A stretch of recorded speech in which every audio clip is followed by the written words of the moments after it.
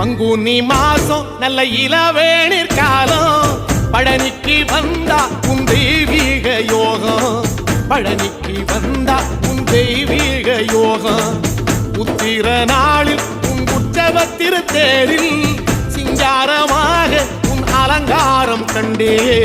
அலங்காரம் காண நான் ஆனந்தமானே கைலாசன் மகராசா உன் வாசல் வந்தேனே குளிரான பன்னீரால் அபிஷேகம் கண்டேனே